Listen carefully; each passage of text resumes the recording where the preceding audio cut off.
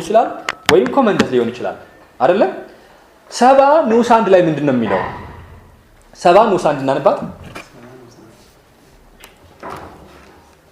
debts due by one spouse may be recovered on the debt due by one spouse ባጭሩ ፐርሰናል ዴት እያለን ነው። ፐርሰናል ዴት እያለን ነው። debt due by one spouse ይልና ከምን ሊከፈል ይችላል? may do ማነው may be effected from what? መጀመሪያ ከፐርሰናል ፕሮፐርቲ ኦፍ ዘ ስፓውስ የስፓውሱ ፐርሰናል ፕሮፐርቲ ካለ በቃ ከኮመን ፕሮፐርቲ ከዛ ይቆማል፣ አለቀ። ሌትስ ሴይ ለምሳሌ አበበ ሚስቱ አበበች ትባላለች። ሁለቱም የግል ንብረት አላቸው፣ የጋራ ንብረትም አላቸው። አቶ አበበ 10 ሚሊዮን ብር በግሉ ተበድሯል እንበል። ያ 10 ሚሊዮን ብር ከምንድን ነው የሚከፈለው? መጀመሪያ ከማን? ከአበበ የግል ንብረት ነው አይደል? የአበበ የግል ንብረት ባይበቃስ? ከአበበና ከአበበች ኮመን ፕሮፐርቲ። የአበበችና የአበበ የጋራ ንብረት ባይበቃስ? ይቆማል። ሳይ እንኳን ተሸወርሽልኝ። ይቆማል። ለምን ወሰዳችሁ? ሚስ ካረጋችሁ አትረሱትም ከዚህ በኋላ ማለት ነው። ግልጽ ነው አይደል? ይቆማል። ለምን? ፐርሰናል ፕሮፐርቲ ነው። እዳው ፐርሰናል ስለሆነ ሎጂክ እኮ ከኮመን የሄደው እኮ ምናልባት ያው ዝሮ ያ ፐርሰናል ፕሮፐርቲ ያፈራ የነበረው ንብረት የጋራ ነበር አይደል? ኪራዩ የኪራይ ዋጋው። ስለዚህ ከጥቅሙ ላይ ከተጋራችሁ ከማን ነው ከጉዳቱም ከሎሱም ጋር ተጋሩ ለማለት ነው ሎጂኩ እኮ ነው ወገኖች። ስለዚህ ይኸውላችሁ አቶ አበበ 10 ሚሊዮን ብር ተበድሯል። የግል ንብረት አለው። ከሚስቱ ጋር የጋራ ንብረትም አለው። ሚስቱ ደግሞ የግል ንብረት አላት። የአቶ አበበ አበዳሪ መጀመሪያ ማንን ነው የሚይዘው? የአቶ አበበን የግል ንብረት። የግል ንብረቱ ካልበቃ የት ይሄዳል? ወደ ኮመን። የኮመኑ ባይበቃስ? ይቆማል። የአበበች የግል ንብረት አይነካም ወገኖቼ። እሱ ማለት ነው 70 ንዑስ 1 ስታነባት እችን ተረዱ። ፐርሰናል ዴት ነች እና እንደዋት አንዴ debts due by one spouse may be recovered on the personal property of the indebted spouse, and in the absence of such personal property it may be recovered on the common property. ይሄ እንግዲህ ፐርሰናል ዴት ነው። ሳብቱ ላይ ያለው ደግሞ ኮመን ዴት ነው። ሳብቱን እናንብባት። where the debt is incurred in the interests of the household. ቁምልኝ the household where the debt is incurred in the interest of the household ነው የሚለው። እንግዲህ ለሃውስሆልዱ ኢንተረስት ከሆነ ዴቱ ምንድነው ማለት ነው? ኮመን ዴት ነው። ኮመን ያስባለው ምንድነው? for the interest of the household። አሁን ምንድነው ለሃውስሆልዱ ኢንተረስት የዋለ እዳ ከሆነ ግን ይልና ከምን ይከፈላል? መጀመሪያ ከኮመን እስቲ ጨርሳት ከኮመን ፕሮፐርቲ it shall be deemed to be joint and several debt of both spouses and may be recovered on common property and on the personal property. አሁን እናገላብጠው። አበበና አበበች ቅድም ባልና ሚስት ነበሩ አይደል? የግል ንብረት አለ፣ የጋራ አለ። አሁን ይኸውላችሁ ደቱ in the interest of the household ለቤተሰቡ ጥቅም ከሆነ እቺ ላይ ጠበቅ ማድረግ ባይዘው እንትን ስለሆነች ነው። እሺ ያቂ ሲመጣ ብዙ ሚስት ትደረጋለች። ይኸውላችሁ ደቱ ለቤተሰቡ ጥቅም የመጣ ከሆነ ምን አይነት ደት ነው? ኮመን ደት ነው። ስሙ ምን ይባላል? ጆይንት ኤንድ ሰቨራል ደት።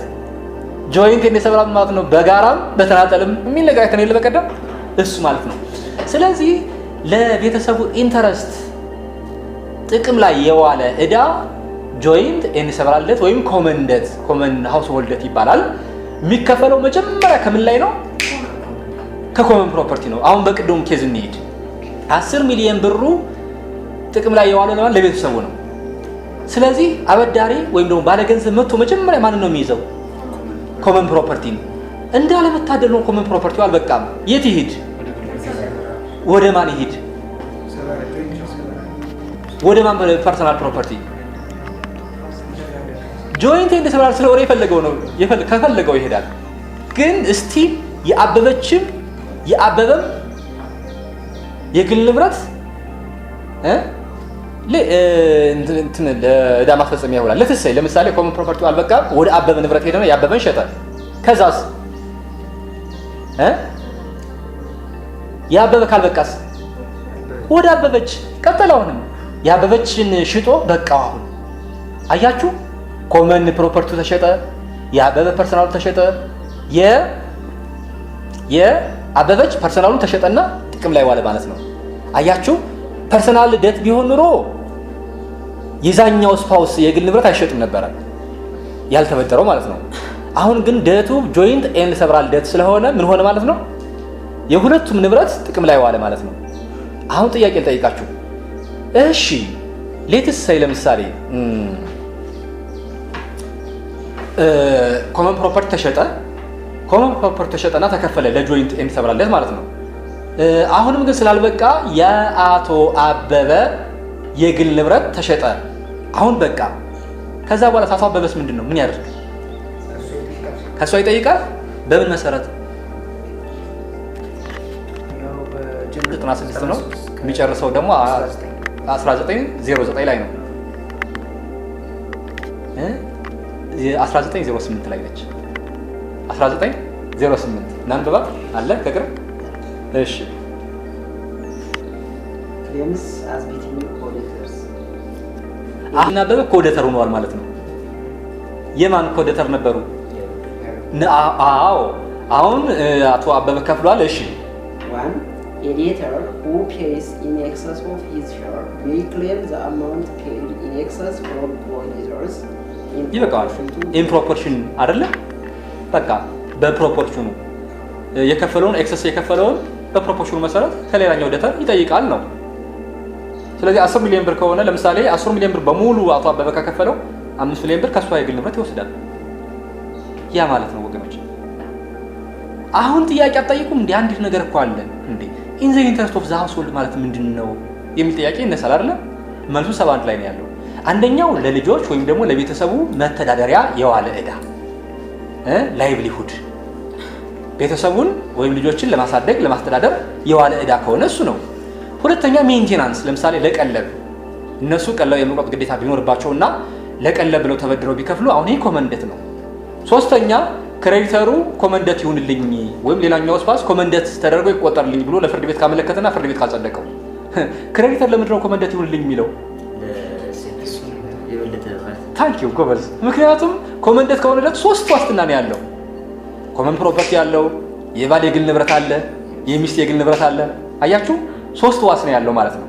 እና 71 ላይ ምንድነው የሚለው? አንደኛው ለልጆች ወይም ደግሞ ለቤተሰቡ መተዳደሪያ ከዋለ ለላይቭሊሁድ ከዋለ፣ ሁለተኛ ደግሞ ቀለብ ለመቁረጥ እነሱ እንግዲህ በኋላ ሜንቴናንስ ላይ እናየዋለን። ቀለብ ለመቁረጥ ምን ካደረገ ጥቅም ላይ ከተበደሩና ጥቅም ላይ ካዋሉት። ሶስተኛ ደግሞ አንደኛው ስፓውስ ለምሳሌ ምንም እንኳን በግል ቢበደረው ለጋራ ጥቅም ነው የዋለው ብሎ ሊከራከር ይችላል። ኦር ባለገንዘብ አረ ኮመንደት ይሁንልኝ ብሎ ሊከራከር ይችላል። ምክንያቱም ኮመንደት ካልሆነ ያኛውን ስለማያገኝ ማለት ነው፣ አንደኛው ስለሚቀርበት ብሎ በፍርድ ቤት ካጸደቀው ይሄ ምን ይባላል? ኮመን ዴት ወይም ጆይንት ኤንድ ሰቨራል ዴት ይባላል ማለት ነው። አሁን እንዲያው ይህን ጥያቄ ልጠይቃችሁ እስኪ። ሌትስ ሰይ ቅድም 10 ሚሊዮን ብር አቶ አበበ በግሉ ተበደረ አይደለ? ከምን ነው የተከፈለው? መጀመሪያ ከራሱ ንብረት ነው። የራሱ ንብረት ካልበቃ ከምን ተከፈለው? ከኮመን ፕሮፐርቲ ተከፈለ። ከዛ በኋላ ቆመ አይደለ? ቆመ። ጋብቻው ከፈረሰ በኋላ ይህ ባለ ገንዘብ ይመጣስ? ጋብቻው ከፈረሰ በኋላ ተረስቶ ነበረ፣ መጣና እንዴ አቶ አበበ ያኔ ጋብቻ ውስጥ ያለ እኮ 10 ሚሊዮን ብር አብድሬ ያለው አምጣ አለው። ከዛ የአቶ አበበ ንብረት አልበቃም፣ ምን ይሁን እንዴት? ያኔ እኮ ጋብቻው ሳይፈርስ እኮ ከኮመን ፕሮፐርቲ ተከፍሎ ነበረ።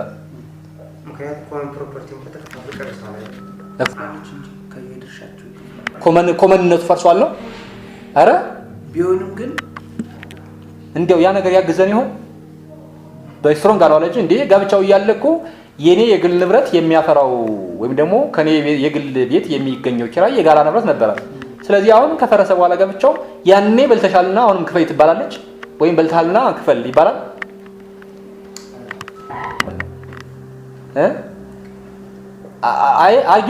አርጊመንቱ አሳማኝ ነው። ህጉ ትክክል ነው ወይ አላውቅም፣ እሱም በኋላ እናየዋለን። አርጊመንቱ ግን በጣም ያሳምናል። ድሮ የጋራ ስለነበረ አትሊስት ድሮ ተጠቅመሻል አይነት ነገር ነው። እስኪ አንቀጽ 93 እንመልከተው።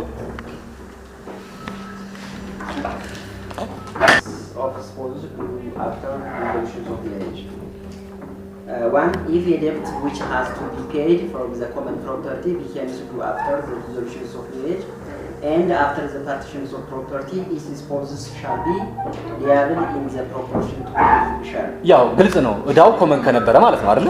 መቼስ ይሄ ምንም ህግ ከዚህ የተለየ ሎጂክ ሊጠቀም አይችልም። እዳው የጋራ ነበረ። ስለዚህ አሁንም ቢሆን ንብረቱ ከተካፈሉ በኋላ ፕሮፖርሽናሊ 50% ሊካፈሉ ይገባል። እዳውን ነው ሊሸከሙ ይገባል። Two, if the debt concerns one of the spouse only, with such spouses shall pay it. አያችሁ? ደተሩ ግን አንዱን ስፓውስ ብቻ ይመለከት ከነበረ ጋብቻው ከመፍረሱ በኋላ ኮመን ፕሮፐርቲ የሚባል ነገር የለም። ያው ስፓውስ ብቻ ነው የሚችለው ነው። አያችሁ? ጋብቻው ባይፈርስ ኑሮ እኮ ከፐርሰናል ፕሮፐርቲ ዘን ከኮመን ብሎ ይሄድ ነበረ። አሁን ግን የሚባል ነገር የለም። ቅድም የተነሳው ሎጂካውን ሎጂካል ነበረ፣ በጣም አርጊመንቱ ያሳምን ነበረ። ግን አጋጣሚ ህጉ አልተከተለውም። እሱ ግልጽ ነው። በቃ ጎበዞች እዳ ላይችን በደንብ ያዙልኝ። እሺ ኢንሶልቨንሲ 9 ወይም 48 እስከ 56 ያለው ነው። እሱ ነው አሁን በጀነራል ኦፍ ኮንትራክት ብዙም ላይገዛ የሚችለው። ፖሲብሊ በጣም ሬር የሆነ ነገር ሊኖር ይችላል የሚገዙበት በጀነራል ኦፍ ኮንትራክት። አዘርዋይስ ግን በእውነት ጀነራል ኦፍ ኮንትራክት አይመለከተውም። ይሄንን ፒውርሊ ፐርሰናል ኢፌክት ስለሆነ አይመለከተውም። ግን ህግ ነውና እንዲሁ 100% አይመለከተው ማለት ግን ነውር ነው። ለምን ሌትስ ሴይ ለምሳሌ አንቀጽ 55 ላይ ሰፓሬሽን አለ አይደል? ተለያይተው እንዲኖሩ ተስማሙም በል። ተለያይተው የሚኖሩት ግን በምንድነው? እንትን እስከ መቼ ነው? አንዲፋይንድ ፔሪድ ነው።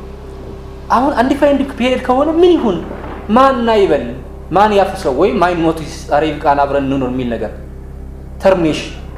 አሁን ጀነራል ኦፍ ኮንትራክት ተርሚኔሽን ላይ ብንሄድ ለምሳሌ ዩኒላተራል ተርሚኔሽን ይቻላል። ማን ኖቲስ መስጠት ይቻላል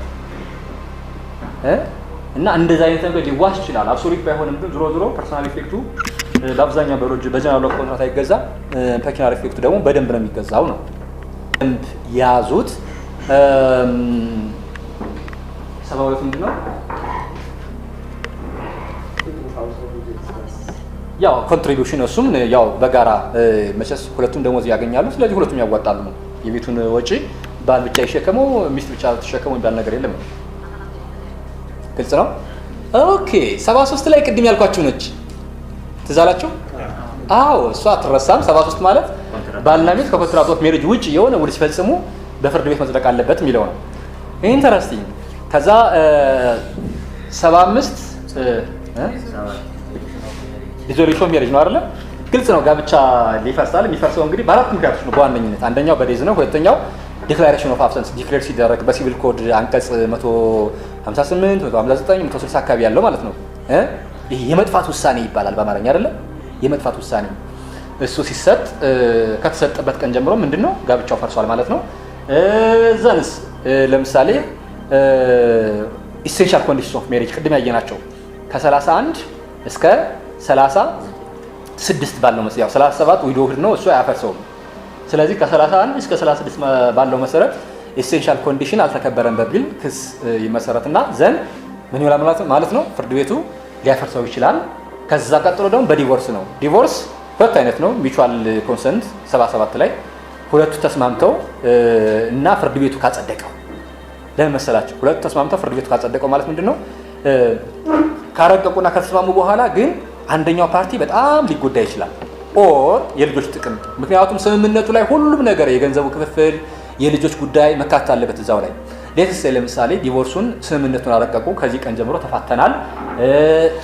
ህፃን የ9 ወሯ ህፃን ማርያማዊት ከአባቷ ጋር ትኖራለች። ያው ማንም ወላጅ ልጁን አሳልፎ አይፈልግም አይደለም። ስለዚህ አንደኛው አንቀጽ ምንድነው የሚለው? ህፃን ማርያማዊት የ9 ወር ህፃን ማርያማዊት ከአባቷ ጋር ትቆያለች ምናምን የሚል ነው። ከዛ ፍርድ ቤት አጽድቅ ተባለ። ያጸድቀዋል? ይሄን አያጸድቀውም በህፃኗ ምክንያት። ለዛ ነው አንቀጽ 80 ላይ ያለው ይሄ ነውና ተገቢ ነው ብሎ አንብቦ ሪሊ ጀኒዩን ከሆነ ፍርድ ቤቱ ያጸድቀዋል ነው። ይሄ ሚቹዋል ኮንሰንት ዲቮርስ ባይ ኮንሰንት የሚባለው ነው። ከዛ 81 አካባቢ ጀምሮ ደግሞ ዲቮርስ ባይ ፒቲሽን ነው። ስምምነት ከሌለ አንደኛው ፓርቲ ሄዶ ይከሳል። ፍርድ ቤት አፋቱኝ ብሎ ያው ፍርድ ቤቱ እንዲታረቁ የተወሰነች ኩሊንግ ፔሪድ ይሰጣል። ካልተስማሙ በቃ ያፋታል። ምንም የተለየ ነገር የለውም። ታዲያ ከዚህ ላይ የምታስታውሱት ዲቮርስ ሻል ቢ ዲተርሚንድ ኦንሊ ባይ ኮርት። ድሮ እንትን ነበረ ረዥም ጊዜ ከተፋቱ ማነው ረዥም ጊዜ ለብቻ ተነጣጥለው ከኖረው ካልተሳሰቡ ይሄ ፐርሰናል ኦብሊጌሽኑ ሁሉ ከተቋረጠ በ49 50 51 52 53 አካባቢ ያሉ ግዴታዎች ከቆሙ እንትን ጋብቻ የለም ለምን አስፈለገ ብሎ ነበር ሰበር እና በቃ 20 ዓመት 30 ዓመት ለብቻ በቃ አይተዋወቁም። ሌላ ሴት ሌላ ወንድ አግብተው እየኖሩ ነው። ሌላ ልጅ ወልደው ሰዎቹ ስለመኖራቸው እንኳን ተረሳስተው ገብቸዋል እንዴት ይባላል የሚል ውሳኔ ሰጥቶ ነበር ሰበር። ለረጅም ጊዜ ከቅጽ 5 ጀምሮ እስከ ቅርብ ጊዜ ቆይቶ ነበረ። የሚያሳዝነው ነገር ሃውስ ኦፍ ፌዴሬሽን ገልጦታል። አይቻልም ብሎ ሃውስ ኦፍ ፌዴሬሽን የለም። አንቀጽ 117ን አንብልኝ። አንቀጽ 117 ያልኩኝ እሺ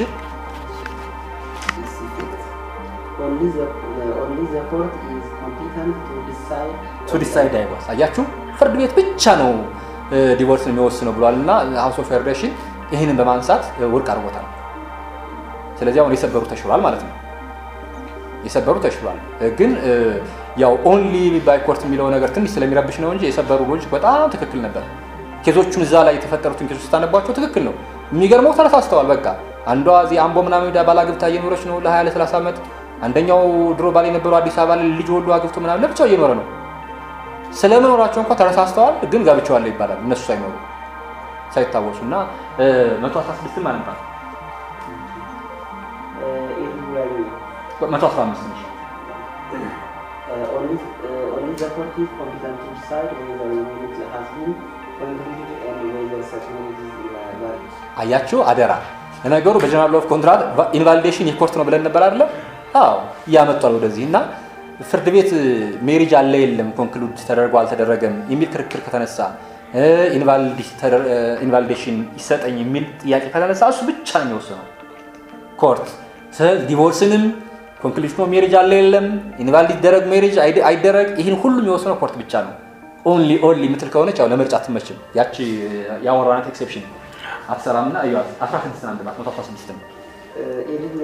only the court is competent to decide whether irregular union has been established between a man and a woman. አያችሁ አሁንም ኢሬጉላር ዩኒየን ነበረ ስለዚህ ንብረት ክፍል ይደረግልኝ የሚል ጥያቄ ሊነሳ ስለሚችል ስቲል ፍርድ ቤቱ ብቻ ነው የሚወስነው ነው። ስቲል እቺን በደንብ እዩት ለምርጫ ትመቻለች እነኚህ ሶስት አንቀጾች 15 16 17 ኦኬ ፖዝ አድርጉ ትንሽ እንራስ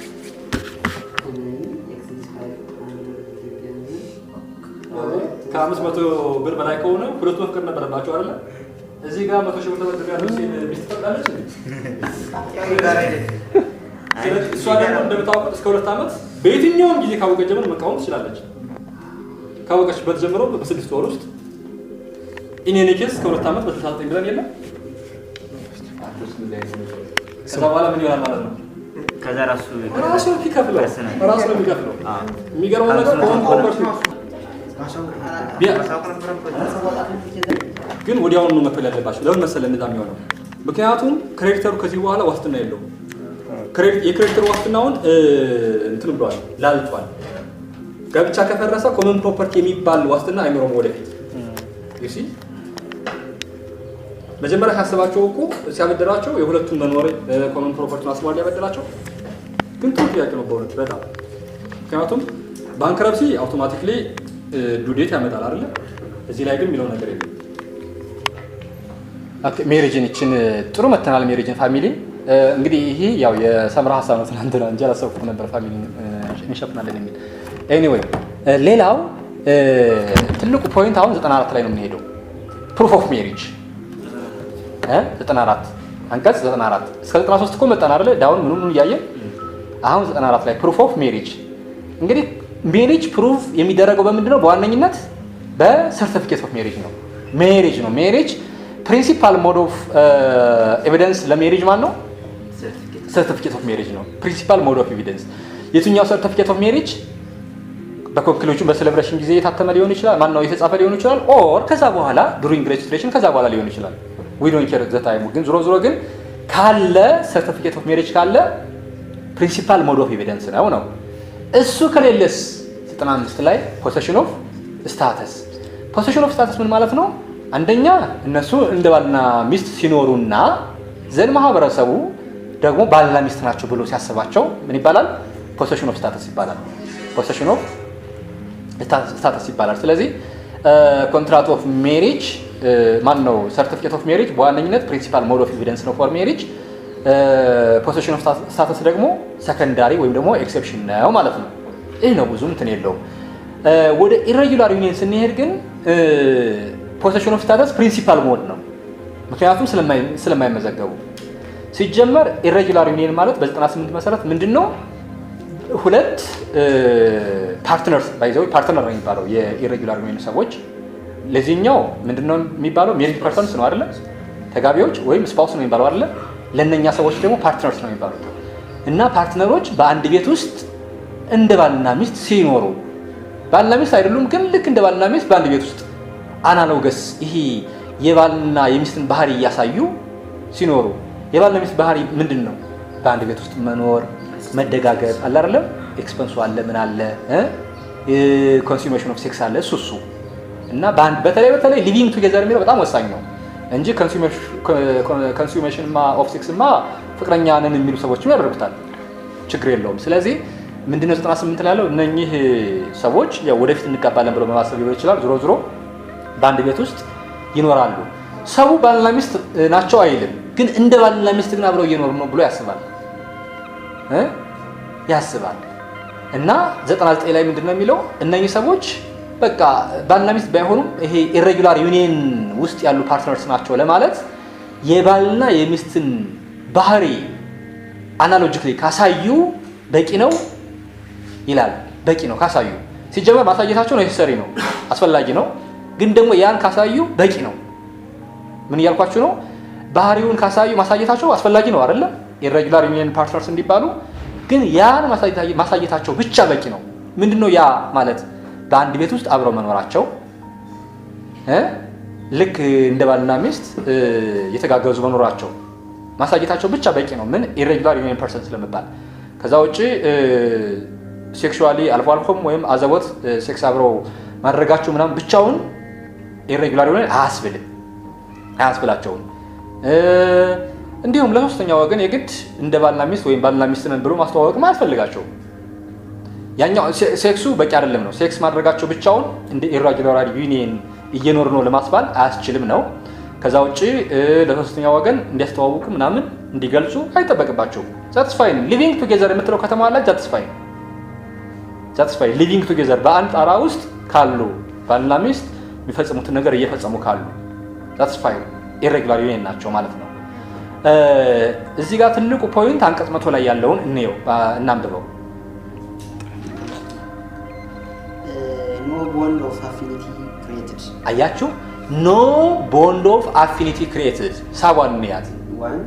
An irregular union shall not create any bond of affinity between the man and the relatives of the woman and between the woman and the relatives of አያችሁ? An irregular union shall not create bond of affinity between the man and relatives of the woman or between the woman and relatives of the man ይላል። ሳብቱ ደግሞ እዩት። The provisions concerning the impediments to the marriage in the case of affinity shall however apply in the case of irregular union. ምን ማለት ነው? ዋን ላይ እኮ ቦንድ ኦፍ አፊኒቲ አይፈጠርም አይደለም? እንደገና ቱ ላይ ደግሞ ቦንድ ኦፍ አፊኒቲ ስላለ ይልና አንቀጽ 9 ላይ ያለው የቅድሞ አለ አይደለም? ሜሪጅ ላይ ስላለ ቦንድ ኦፍ አፊኒቲ ስለሚፈጠር ይልና የኢሬጉላር ዩኒየን የሴቷ ፓርትነር ነው አይደለም? የሴቷ ፓርትነር የሴቷን እህት አያገባም፣ ወይም ከሴቷ እህት ጋር ወይስ ላይ ፈጽም ነው አያገባም። ኦር የወንዱ የፓርትነር ከሰውየው ወንድም ጋር ወይም ከሰውየው አጎት ጋር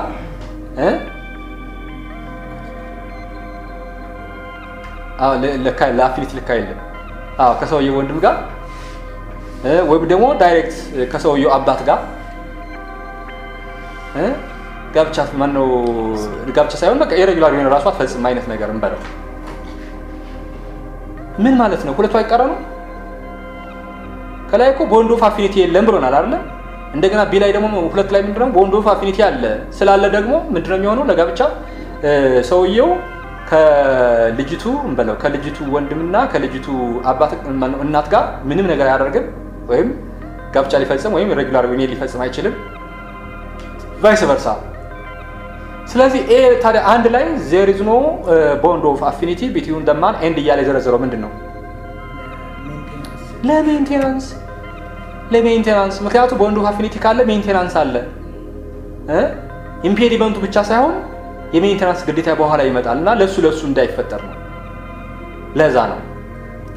ከዛ ውጪ ያው ኮመን ፕሮፐርቲ እንግዲህ ጋብቻው ማን ነው ኢሬጉላር ዩኒየን ውስጥ እያሉ የሚፈራ ንብረት ያው የጋራ እንደሚሆን ይገመታል። በተለይ ከ3 ዓመት በላይ ከቆዩ የሚፈራ ሁሉ የጋራ ነው የሚሆን። ልክ እንደ ጋብቻ ፕሮፐርቲ ነው የሚቆጠረው ነው። ግን ከ3 ዓመት በፊትም ቢሆን አብረው እየኖሩ የተፈራ ነገር ካለ በኮንትራሪ ፕሩፍ የግል ነው ማለት ይቻላል። ግን ህጉ ግን የጋራ እንደሆነ ይወስደዋል ነው የሚለው። ሌላ ብዙም የተለየ ነገር የለውም። 104 ምንድን ነው? 3 ዓመት ምናምን ያልኩት 103 እና 2 ነው። እሺ ንብረት ያወራሁት። እሺ ለችልድረን ጉዳይ ሲባል ምንም አዲስ ነገር የለም። በቃ እንደ ጋብቻ ህፃን ነው የሚቆጠረው። ጋብቻ ውስጥ የተወለደ ህፃን አለ አይደል? እንደዛ ነው የሚቆጠረው። ምንም የተለየ ነገር የለውም። ፍሌሽን እንዴት ነው ምናምን በኋላ እናየዋለን። 105 ፖሴሽን ኦፍ ስታተስ ነው አይደል? እሺ ያው ተርሚኔሽኑ እሱም ችግር የለውም። ኤኒ ታይም ፍርድ ቤት ምናምን አያስፈልግም ተርሚኔት ለማድረግ አይደለ? አንብባት። A man and a woman engaged in the irregular union may at any time put an end to such union. At any time ፍርድ ቤት only by court ምናምን የሚሉ ለጋብቻ ነው። ለዚህ አይደለም። ከዛ ውጭ 106 ያው ፖሴሽን ኦፍ ስታተስ ነው። ፖሴሽን ኦፍ ስታተስ ዋናው ማስረጃ እንደሆነ ለነሱ ይገልጻል ነው። ሌትስ ሴይ ፍቅረኛሞች ለምሳሌ አበበችና አበበ በጣም ነው የሚዋደዱት። ልክ ይህ ፍቅር እስከ መቃብር የሚያሰኝ አይነት ፍቅር ማለት ነው። እና በፍቅር የሚገርመው ለ7 ዓመት አብረው ኑረዋል። በእርግጥ በአንድ ቤት አይደለም፣ ግን ጎረቤት ናቸው። እሷም ከሱ ቤት እየሄደች ታድራለች፣ እሱም ከሷ ቤት እየመጣ እንደዛ ነው በቃ በየቀኑ የሚያድሩት። እነኚህ ሰዎች ሌጋል ኢፌክት አለው ግንኙነታቸው? የለውም። አንቀጽ 107 ያለው እሱ ነው። ባይዘው አንቀጽ 107 ነው አይደለ? other relations no other relations are out of relations established between a man and a woman out of wedlock ከጋብቻ ወይም out of irregular union